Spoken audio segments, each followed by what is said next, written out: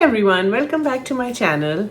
If you remember, a few weeks ago, I did a landscape piece for the first time, I think, on acrylic pours, and it turned out beautiful. It was on a smaller scale, and the intent was to transfer it or to replicate it on a much larger canvas for a commission that I had. And so that brings me actually to the tip of for this video today. When you have a large canvas, anything larger than a 16 by 20, I'm going to say, even 16 by 20 is pushing it, but anything larger than that, do make a miniature piece at a minimum to test out the colors. Because on a large canvas, when you've mixed all that paint and you do it and one of the colors doesn't work or is bothering you, it's very difficult to go back and fix it. So I'm so glad I made the small piece, and I definitely recommend it as a tip for you, because this large one, I tweaked the silver a little bit because I did not like it as much. I did also let the backdrop of the sky dry in this piece. In the earlier one I didn't, and I found the paint clumping up. So again, I'm giving you a solid example of why the small piece was so critical in making this large canvas come out so perfectly, flawlessly. And I hope you agree, because here comes the video. As always, thank you so much for watching.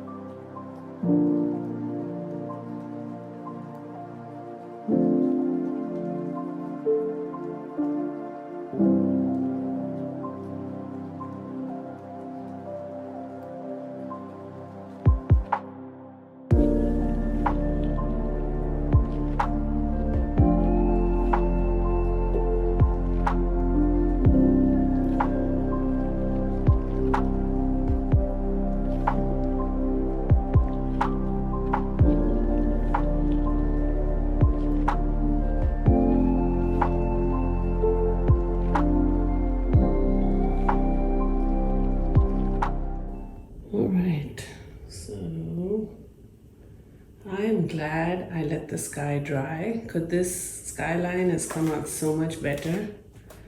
The swipe is good.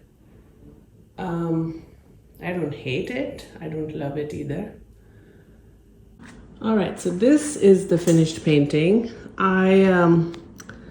Actually, when I came back, the bubbles here were they didn't come out well. They just looked too weird. So I took a damp sponge brush. So I kind of just went smoothed and erased out the bubbles by lightly going over this and wiping off the bubbles, because I actually prefer this look. And there we have it.